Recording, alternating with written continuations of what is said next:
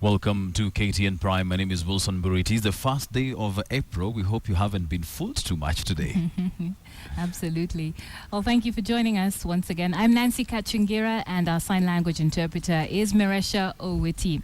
Now, just a day after the list of shame was made public, the Ethics and Anti-Corruption Commission officials sprung into action this morning. Now, Murang'a Governor Mwangi Wairia became the first casualty today as he was arrested by detectives of a case he had before vying for the 2013 general elections. Betty Kyalo has the details of the day that was at Integrity Center.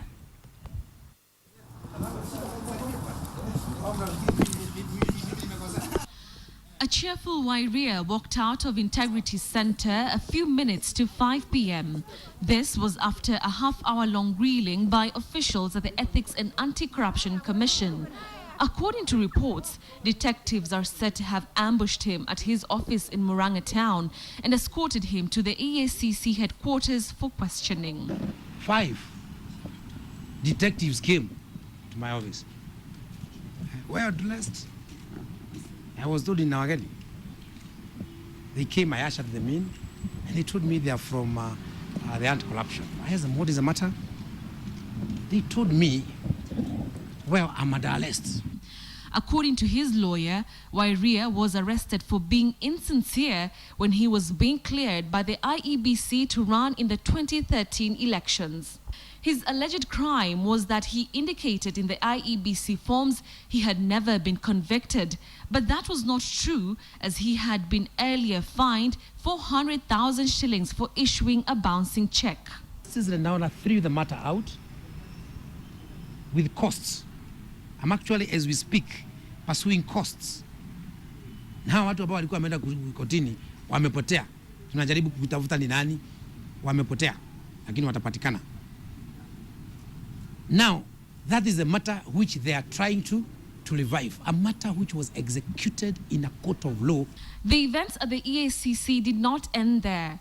Lands Cabinet Secretary Charity Ngilu was today summoned by the Anti-Corruption Agency over graft allegations against her. Ngilu is required to appear before the EACC on the 7th of April to answer to questions on indictments leveled against her. The graft report included allegations that Ngilu illegally acquired and disposed of land. Ngilu is alleged to have colluded with Evanson Waitiki, who owns the controversial Likoni land, to inflate the price of the land, which was to be bought by the government for squatters at 110 million shillings. Ngilu would have allegedly bagged at least 65 million shillings. Other parcels of land linked to Ngilu include those in Karen, Nairobi, Ruai, and Kenya Meat Commission land at the coast. Meanwhile, Lugari Member of Parliament Ayub Savula this morning testified against Agriculture Cabinet Secretary Felix Koskei. Savula is claimed to have critical information on accusations against Koskei, in which he is alleged to have illegally given permits to some sugar importers without open tendering. Koskei, who made a brief appearance at the EACC on Monday, will have his date with the EACC officials tomorrow. Betty Kyalo, KTN. So there we have it. The barking dog has begun to bite, with the EACC springing into action. There's a lot of names on this list, and let's just delve into one of those names. This is a rather interesting one, isn't it? Marian Kitany. Absolutely. Marian Kitany, of course, is the Deputy President's Chief of Staff, and she has been accused of diverting 100 million shillings. The accusation is actually that she diverted 100 million shillings. And this money was apparently supposed to have been used to try and have the CS, devolution CS, Anne Waiguru, impeached. Now, how does she have the authority to do that? That is one of the questions that we will be asking as we go along. But let's first of all look at what Ms. Kitany here is accused of. She allegedly diverted money from the Legislative and Intergovernmental Relations Office, and this was to facilitate the impeachment of the Devolution Cabinet Secretary Anne Waiguru. You will remember that during after this impeachment attempt did fail, and These 100 million shillings, the question that comes to mind is, what exactly can you do with 100 million shillings? And the one way, interesting way to look at it is when it comes to members of parliament. The average salary for a member of parliament comes to about 870,000 shillings per MP. And you can pay 114 members of parliament with this amount of money. Now, the question again, another question that comes to mind is, of course, the deputy president is not on this list, but the question that comes to mind is, on whose instructions was KTN acting? Was the deputy president aware of this? These are, of course, Nancy, questions that we do not have answers to as yet, but these are questions that, you know, will keep on arising. Why would she do this if she did not have, you know, the blessing, rather, of the deputy president? Right, and the mandate as well. Mm-hmm. Well, thank you for looking into that. Of course, we will be looking into the individual cases as we go along and as we continue to count down these 54 days. You're watching KTN Prime. We'll be right back just after this. Welcome back. You're watching KTN Prime. Now, events that unfolded at the Ethics and Anti-Corruption Commission today played like an April Fool's joke. The Commission's vice chair claimed she had been offered an ambassadorial position as an incentive to resign as a commissioner, a resignation that would force the reconstruction of the graft-fighting body. And as KTN's Edith Kimani now explains, this latest development has raised one critical question. Whose hand is at play in all this?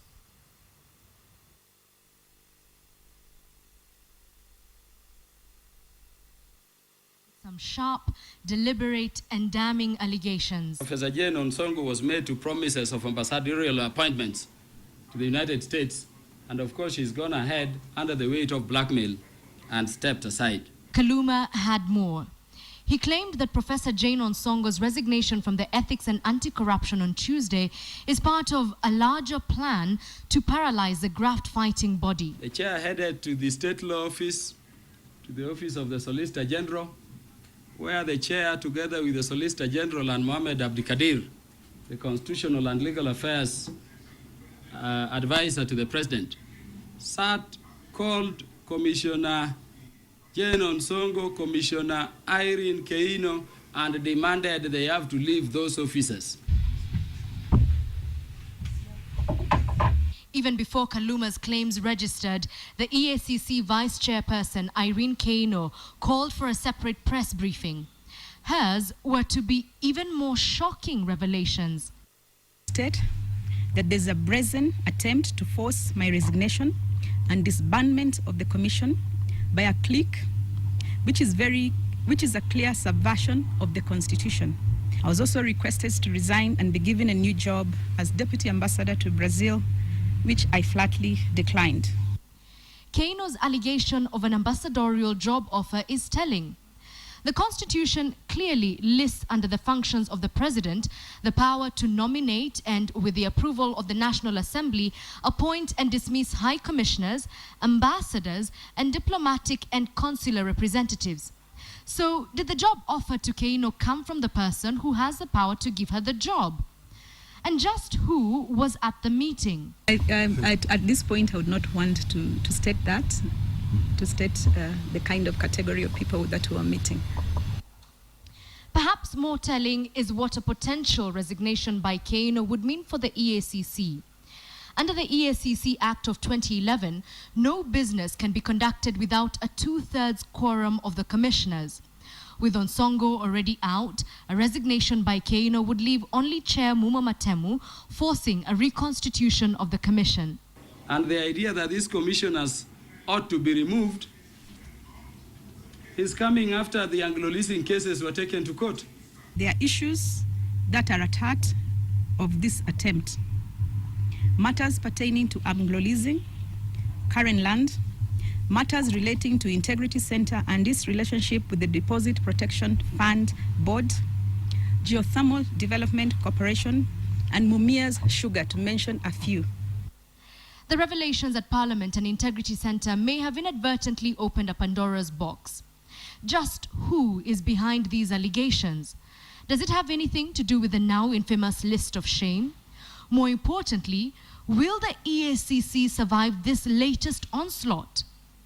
Edith Kimani, KTN.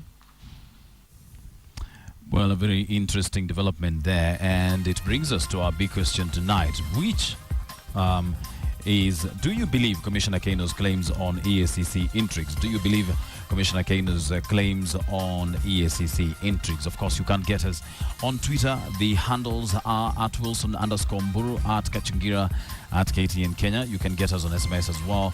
22155 is the number.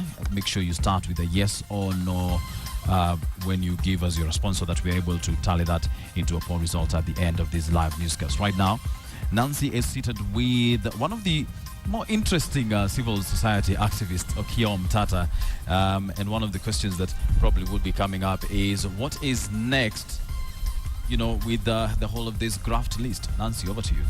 Right, exactly. I'm sitting here with Okiya Omtata, who managed to beat the traffic. Thank you for making it. But before we get to him and this very interesting conversation we're going to have, let me give you a little bit of background. So President Uhuru Kenyatta has insisted that those named in corruption scandals should vacate office, regardless of whether they were elected or appointed. And Nairobi Senator Mike Mbuvi Sonko this evening became the first elected leader to offer to stay away from House sittings to facilitate investigations after he was named in the list of shame. But tonight we ask, what are the mechanisms of stepping aside? Now, questions like how long is an elected leader supposed to stay away after stepping aside are coming up. Now, as if to seek answers to these questions as well, this gentleman that I'm sitting with, activist Okiya Omtata, has filed an urgent case in a Nairobi court that is seeking to have all elected and appointed officials named in the list of shame to vacate office and facilitate investigations. Patrick Amimo is giving us a little bit more on that.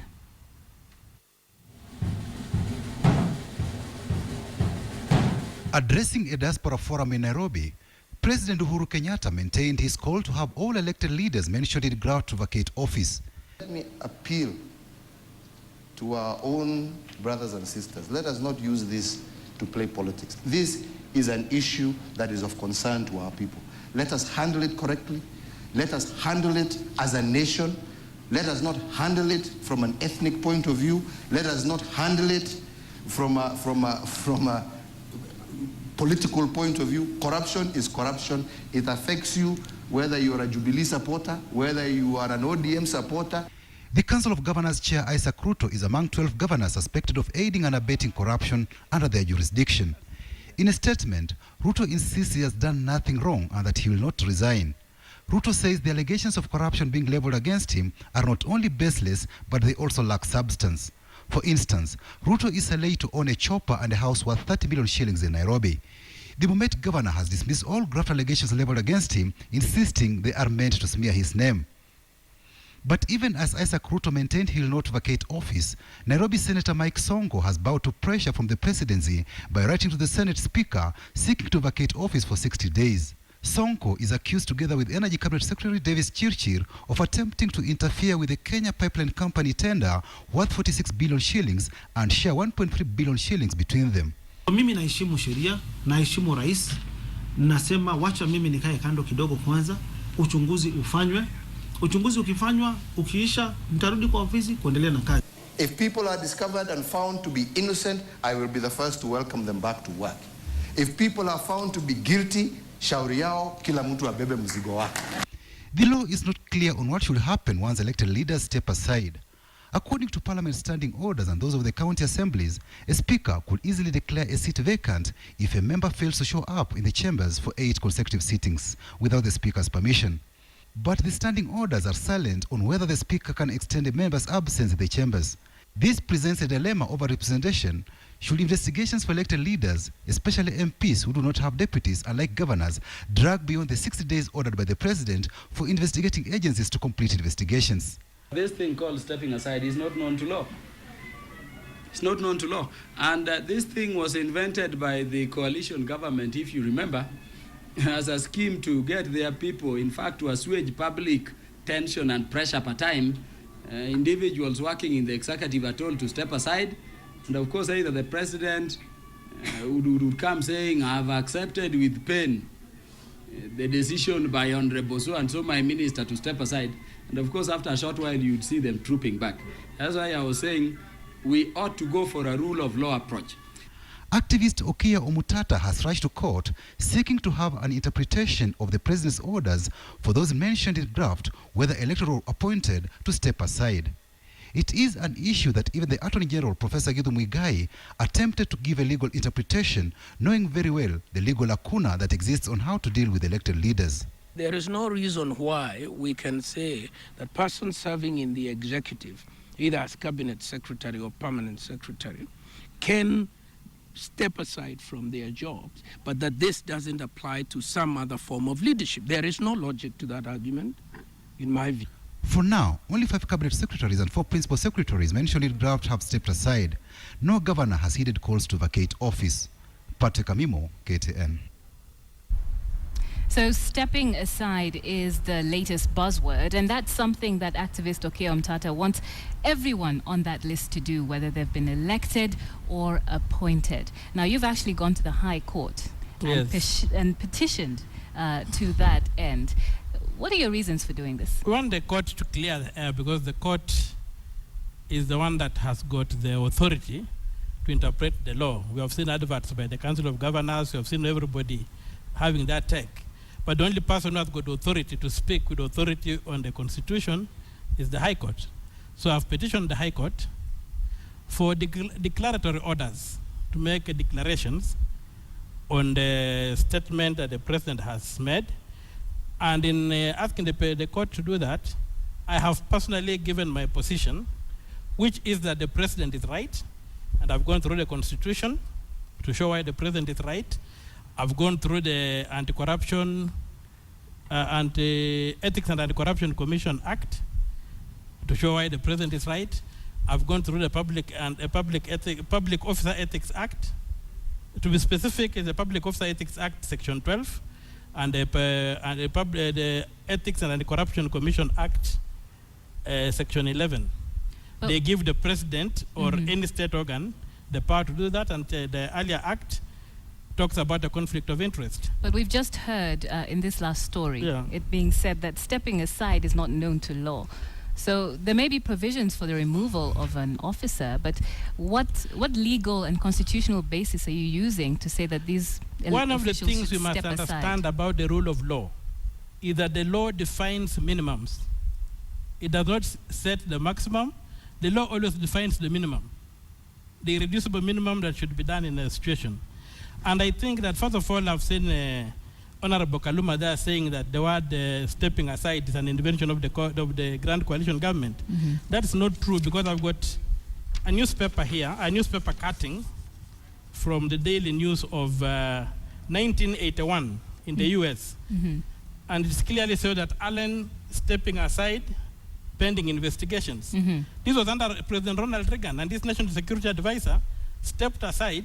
Now, was he an appointed official or an elected official? The word stepping aside. He stepped aside, and you can see the word stepping aside virtually in history in 1981, whereby somebody is stepping aside in the US to allow for investigations, so that when investigations are done, he's not in office. But this was an appointed official. He's an appointed official, and we're coming to that, because what we're trying to do is that we should not create a false dichotomy between an elected officer and an appointed officer. It's only the process of getting into office that is different. But once in office, the conduct while in office is the same. When we say there should be no conflict of interest, there should be no corruption in Article 73 of the Constitution, it applies equally across. And when you look at our Constitution, and you go to Article 4.2, it says that the national values in Article 10 are the foundation of the state. When you go to Article 132 and 131, we are told that the authority of the Republic, the executive authority of the Republic, is in the President. So let us separate the state from government. We have got a national government and we have got a county government. Those are the two levels of government. But we have got one state called the Kenyan state. And Uhuru Kenyatta is the head of government, of the national government, and Joho, Kidero, or Ruto, whoever, are heads of county governments. But now, Uhuru Kenyatta enjoys another distinction. He is the head of state. And when you read the Constitution, it says the state shall, the state shall, the state shall. It never says the government shall. In the Bill of Rights, it's the state. And who is the head of state is the president. So when the president speaks as the head of state, and when you go again to under Article 132, the president is required every year to make a statement on what has been done to achieve the values in Article 10. Let's backtrack a bit, okay? And just let's simplify this to the core of it, okay? So what you're saying is the president does have the power to ask an elected official to step down. When a matter of corruption is arisen, a matter of good governance arises. So for the layperson out there, what can they refer to in the Constitution that will tell them that? First of all, let us go to Chapter 6. Article 79 establishes the Anti-Ethics and Anti-Corruption Commission. And then, under Article 79, they say Parliament shall write the law and establish the commission and how it will operate. Now, the law that Parliament wrote in 2012 is the Ethics and Anti-Corruption Commission Act. When you go to Section 11 of that law, it says that the commission can ask for help when fighting corruption. So what we are dealing with here is, well, we know that under Article 249, the president nobody can give instructions to an independent commission to do anything. It's independent, it only follows the law and the Constitution. Okay? But now, the commission can ask for help. But did the commission ask for help? Now, that one is a detail that is known between the president and the commission. And the other thing is that the president is also under obligation to facilitate. What the president has done, and what some of us have been praying for and fasting for, is You've been fasting? Yes, we have been fasting that one day, because we believe that only one man or one person or one office can fight corruption in this country, and that's the presidency. Okay. And when the president, like what he has said here, kila mtu abebe mzigo wake, he's removing political patronage, and that's what we have been praying for, and we thank God that God has touched Uhuru, and he has reached a place where he's saying, let the law take its course. Okay, before I let you go, how far are you willing to go? Well, you're known for getting creative with these kind of campaigns. How far are you willing to go if this petition, for instance, doesn't go your way? No, I think that I'm one person who always obeys a decision of the court. The reason I go to court is that I'm bound by a decision of the court, whether it's in my favor or not. And I think people have made allegations of law that are exempted. And they have done what? They have quoted procedures for impeachment, but you are not impeached in a vacuum. You are impeached on grounds. And what is happening is that the grounds upon which you can be impeached can be results of an investigation. And all the president is saying that if the investigation is so important that it can impeach you, then let us have an independent and thorough investigation where you are not in a position to intimidate your juniors or to hide or tamper with evidence, so that if it comes out and there's evidence that you have committed a crime, then that evidence can be used for impeachment. Even the process of raising grounds for impeachment must be subject to due process. Okay. All right. Well, thank you very much for joining us. I'll give you 30 seconds. Yeah, another thing that people have been banding around is saying that there's a presumption of innocence. I would like to tell them that a presumption of innocence is not a finding of innocence. That's why today we have people in remand prison who cannot, simply because they can't raise bail, so they're put in remand prison. So the presumption of, they still enjoy the presumption of innocence, but they are not as free as some people who have not been charged or people who are not on bond. So a presumption of innocence does not mean a finding of innocence, and the place these people, what the president has done is that, come forward, you have nothing to fear. That will be cleared by the relevant authorities. Right, okay. And if you are cleared, you go back to your office. If not, then that's it. Thank you very much for coming and speaking to us this evening. So there you have it. I think one important point that was raised there, when it comes to stepping aside, as he said, Wilson, is just the access that an official has to his office to intimidate his juniors and basically to hinder investigations. I think that really is the main point there. There's still a lot more to be done. This is not where it ends. This is absolutely, this This is not even a first step, is it? It's just the beginning. And actually, of a step. Exactly. And let's look at that right now. Let's take a look at where we are in terms of this countdown. We've got 54 days to go. What has been done? Well, right now, let's take a look at who's stepping aside. We've talked about that. Let's just get a bird's eye view of who's stepping aside, what actions the EACC has taken, and what position is the EACC in the first place to be able to deal with this allegation. So first of all, we'll start with who is stepping aside. We've got 5 CSs at the moment who have stepped aside. Felix Koske was the first one. Kazungu Kambi has also stepped aside. Charity Ngilu, Davis Chirchir, Michael Kamau. Those are the CSs who've stepped aside. We've also got 4 PSs and a few other officials. Principal Secretary for Defense, Mutia Ringo, has stepped aside. Nduva Muli for Transport, Patrick Omutia. Mining, James Teko, Water. The Chief of Staff in the Office of the Deputy President, Marian Kitanyi, who Wilson was talking about earlier, has also stepped aside. Also, the Investment Secretary, Treasury, Esther Koimet. Other people who've stepped aside include former Immigration CS, Jane Waikenda, and Francis Kimemia, who is Secretary to the Cabinet. So a number of high-powered officials have already stepped aside. And today, the interesting one, as we mentioned, was Nairobi Senator Mike Sonko. Now, he maintains that he still is the Senator of Nairobi, but he has relinquished some of his duties. He has stepped down as Deputy Majority Chief Whip.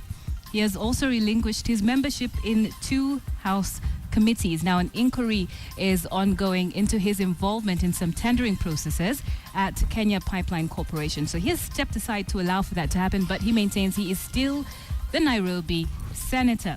Now, let's move on and take a look at what the action is right now in terms of the EACC. What are they doing?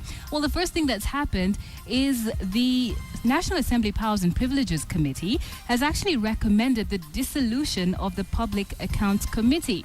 Now, this is huge. When the watchdog is actually being dissolved, it shows you just how deep the problem goes. The House Speaker, Justin Muturi, has actually directed the Powers and Privileges Committee to investigate this matter and come up with a report within 21 days, which will decide the fate of the Public Accounts Committee.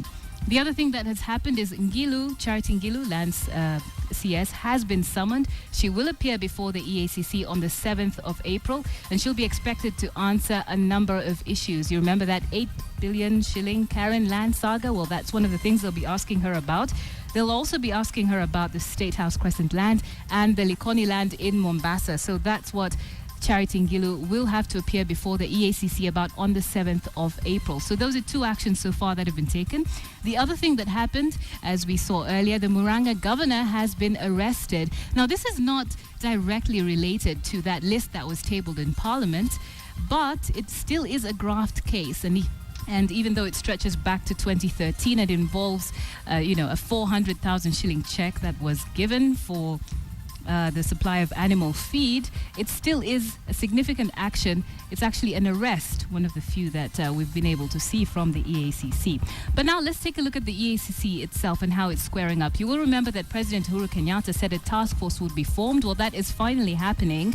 And what's happened is the EACC has actually teamed up with the DPP, that's the Director of Public Prosecutions, to form a team that is going to look into these cases. The other thing that they've done is they've requested the Director of the CID to send them some detectives who will be assisting them in looking into these allegations. On the other hand, even as the EACC is gearing up to look into these allegations, not all is well, as we've seen. Commissioner Jane Onsongo just yesterday resigned. She's cited infighting within the EACC. And also, 2 others have come to say that they're being pressured to resign. We've got Chairman Mumo Matemo, who has come out to say that. Also, as we saw, Commissioner Irene Kano, she actually said that she was offered an ambassador's position in Brazil for resignation. So not all is well. And when we look at the track record of the EACC, it's not looking too good. In the last 3 years, they've had 10,000 cases, and guess how many prosecutions? Only 3. And right now, they've got over 100 cases, and they've only got 54 days left. So whichever way you look at it, this is definitely going to be an uphill climb for them. That is a serious indictment into the EACC and how well they can do their job, because 10,000 cases, only 3 prosecutions in 3 years. Now they have 175 cases. This is going to be an interesting one. The countdown continues. The countdown continues.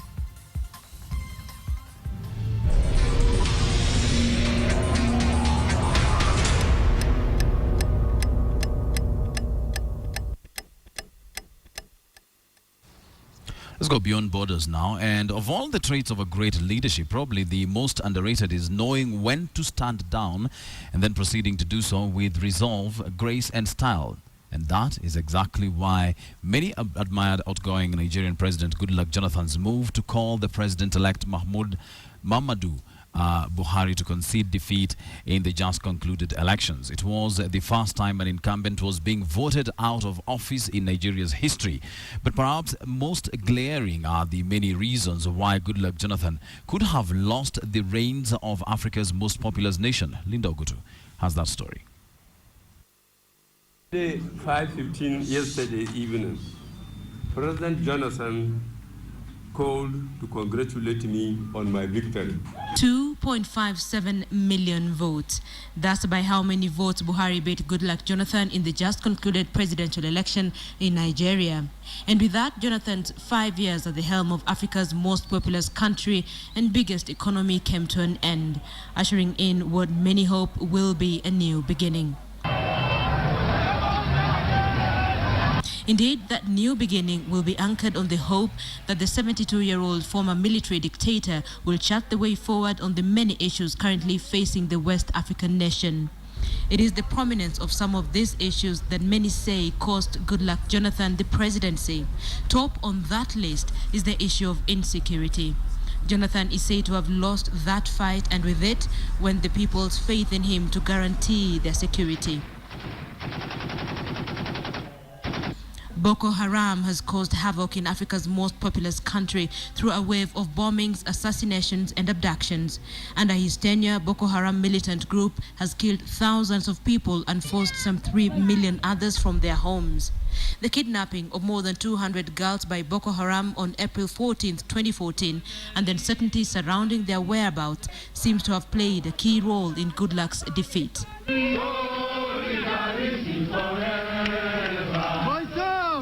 General Buhari has made security a priority issue during his presidential election campaign. He has promised to crush the Islamist insurgency within months if elected. The failure by many to feel the benefits of being an oil-producing country could have also contributed to Jonathan's defeat.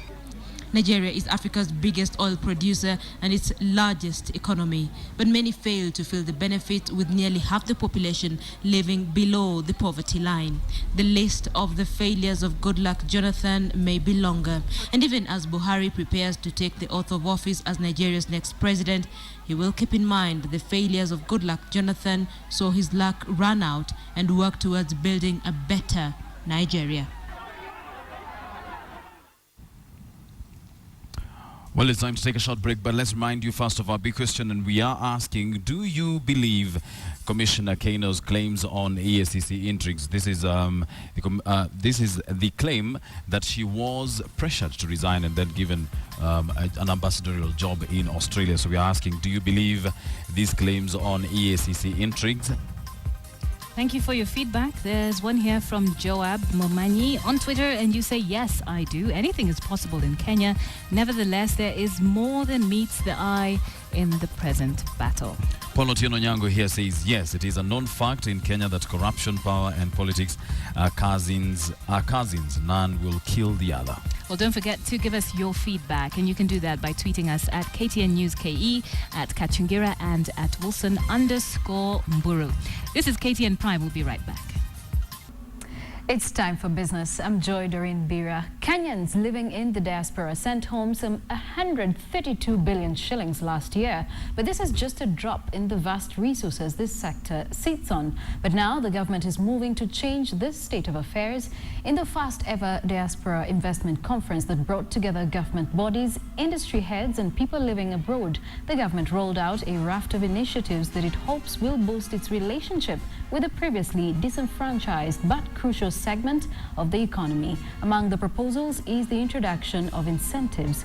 Moreover, the government says it will be rolling out tailor-made projects like the Diaspora bond that will target the people living abroad so as to allow them participate in some of the major projects rolled out around the country. But to be able to achieve the muscle to actually take part in the mega projects, the government is asking these Kenyans to pool their funds in special purpose vehicles. The government and stakeholders are hoping this will catalyze increased investment in the country. Development agenda in line with the aspirations and goals of our Vision 2030 by creating an enabling environment in which the diaspora is effectively integrated and is able to make significant contribution to the development of this nation. In the process of integration, the main thrust must be to unlock and maximize the hereto untapped promise of the diaspora and to use this energy to carry our country to greater heights. And East African Breweries Limited plans to sell Central Glass Industries Limited to Consul Glass Proprietary based in South Africa. Central Glass is wholly owned by a subsidiary of the brewer established in 1987 to manufacture glass bottles used in packaging. Since then, Central Glass has grown, serving over 12 countries, exporting 50% of its products. In a statement, EABL Chief Executive Charles Ireland says the decision to sell will enable the company focus on its core business of alcohol production while unlocking shareholder value. EABL invested in a canning line 4 years ago and has seen its focus shift more to can packaging of its beer products. In October, CGI was shut down for 3 months to allow for refurbishment at an estimate cost of over R1 billion. The CEO, however, maintains that EABL will remain the primary customer to Central Glass products, access glass at competitive pricing. It was, however, not clear how much the deal is worth and is yet to receive shareholder and regulatory approval.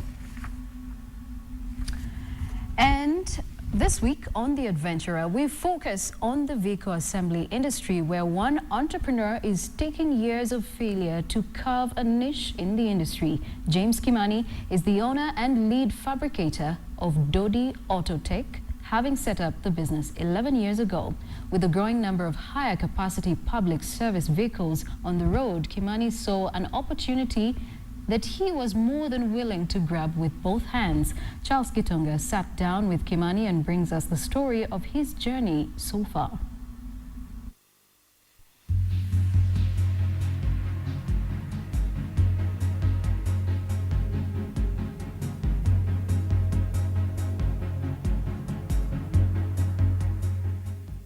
A famous motivational speaker, Tony Gaskins, once said that if you do not build your dream, someone else will hire you to build theirs.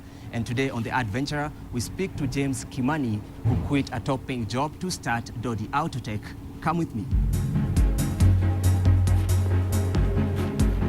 Thank you very much for having us. Welcome to Dodi Autotech Kenya Limited. Tell us about the business of Dodi Autotech. We're in the business of doing motor vehicle bodybuilding. We do bus bodies and truck bodies as well. We started this company in the year 2004. That's when we started.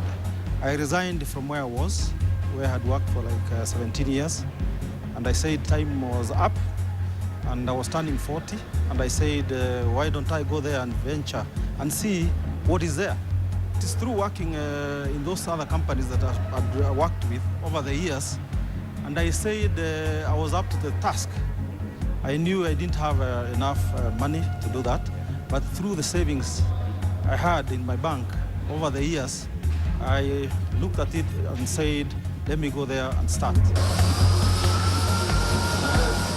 I had only 3 million shillings in my account, and I was looking at starting a small shop, and with 3,000 I could have afforded buying a few machines and even pay rent for the small shop that I wanted to start.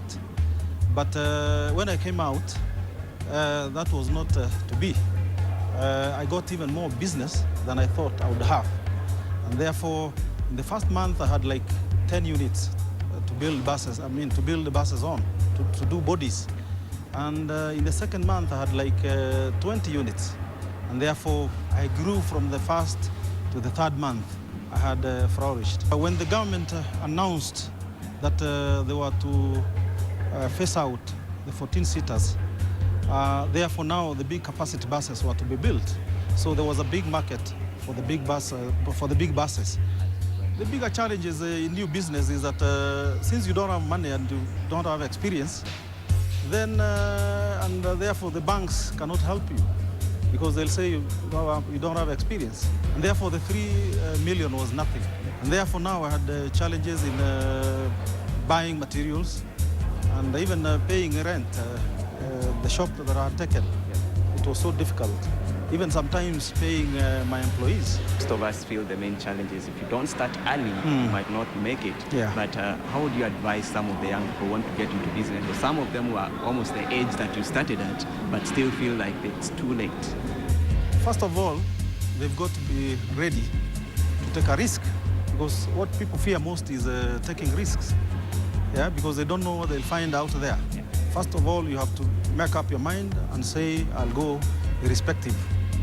So I took a risk and left the well-paying job and came out. And today, the story is different. It called for James Kimani to take a big risk with his savings to start a business of this magnitude.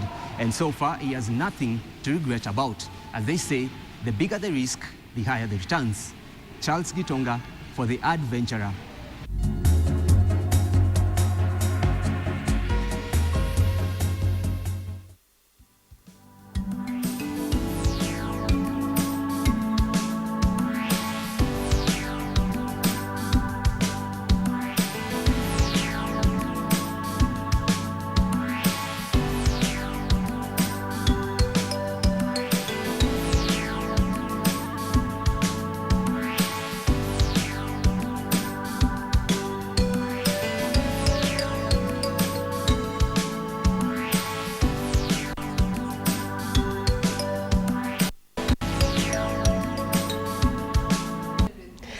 A very good evening and a warm welcome to tonight's edition of KTN Sports. I'm Lane Washira. Muhoroni Youth condemned host Nakuru All-Stars to the basement of the Kenya Premier League log with a 3-1 thumping at their backyard. Anthony Kimani's first-half strike against host City Stars at the City Stars ensured Bandari frog-jumped Gor Mahia at the summit of the league log.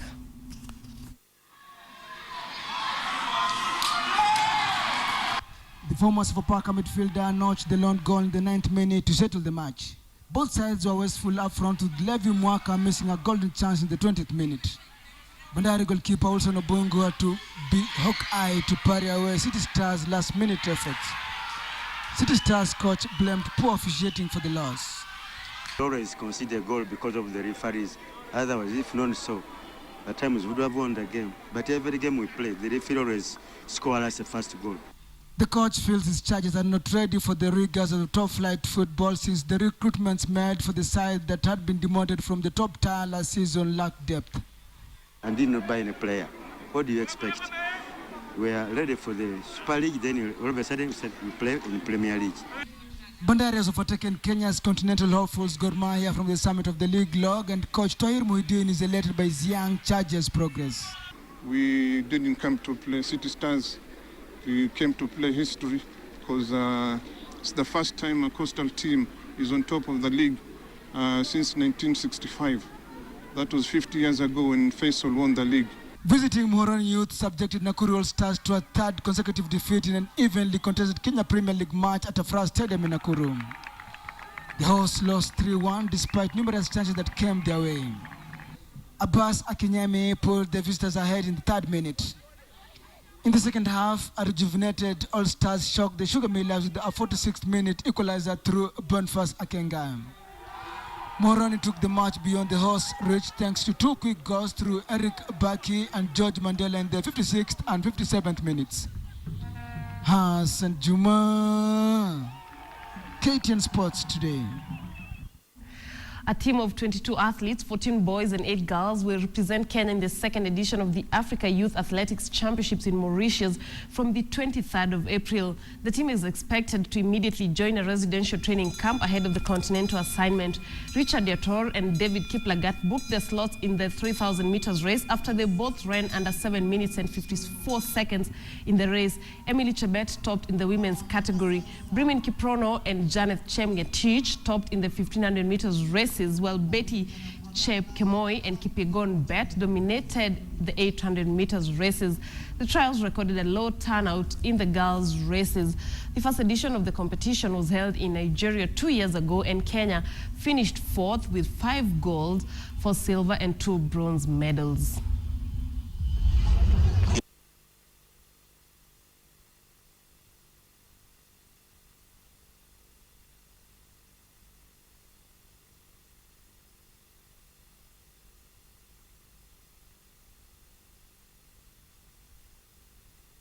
Don't want to take a team that will go and not even go through the first round. You see, this is Africa is 54 countries, and each country brings the best in the team. And so sometimes you look at a team like that, as much as you would like to expose the athletes so that they get experience, but you also want to expose the good talents. And rally drivers presented their cars for the compulsory scrutineering ahead of the 63rd edition of the KCB Safari Rally that veers off on Friday. Drivers are looking forward to a grueling competition, and with the introduction of faster machines, the event is expected to be mouth-watering. The preliminary action of the 63rd KCB Safari Rally got underway Wednesday, with the first batch of drivers presenting their speed monsters for the mandatory inspection. The interesting facet is that the rally has reverted back to the former identity that elicited immense excitement among its followers during the Easter weekend. We're just checking to make sure that the cars conform to the classes they've entered. We also check and make sure that they meet the safety standards that are required. This year's event is not any different from the long-distance aspect, as crews have the enviable task of covering a mind-boggling 1,000 kilometers in an event that will traverse different counties. The whole world is watching us. They want to see what Kenya can do now.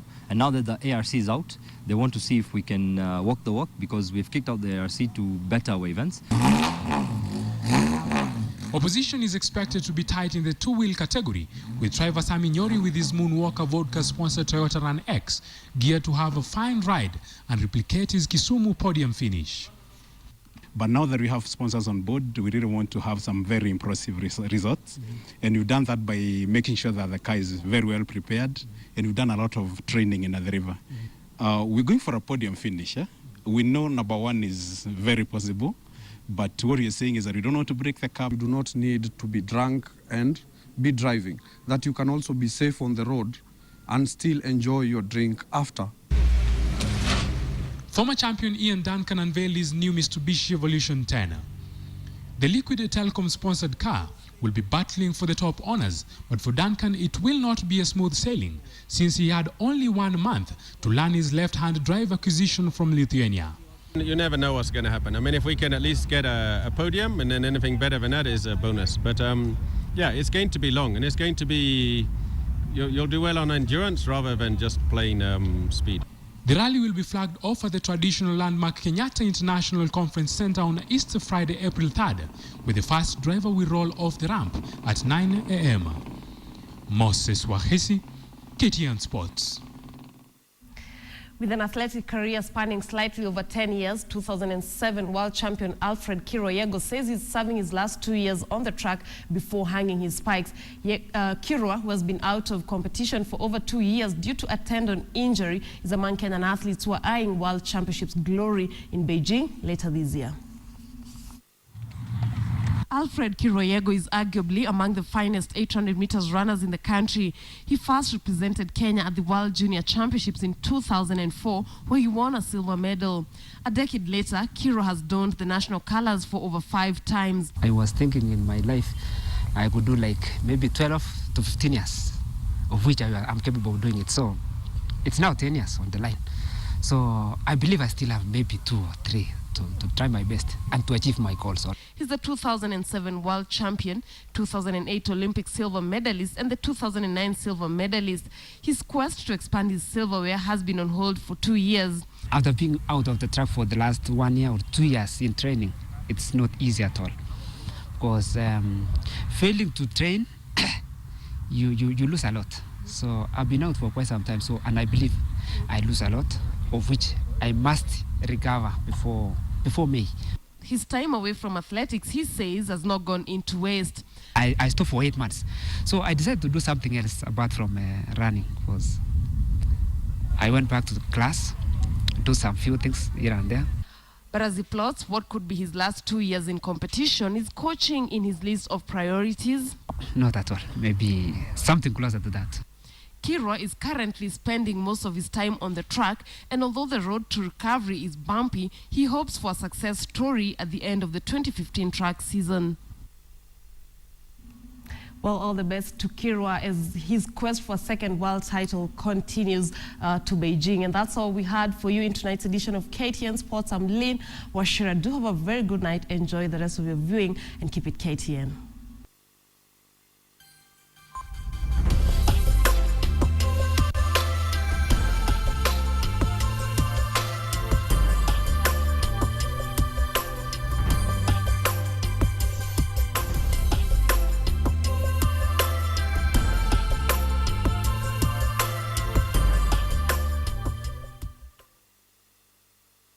Well, it's time to wind up the bulletin, but let's take a look at the results of our big question tonight. We did ask you whether you believe Commissioner Kano's claims of the EACC intrigues.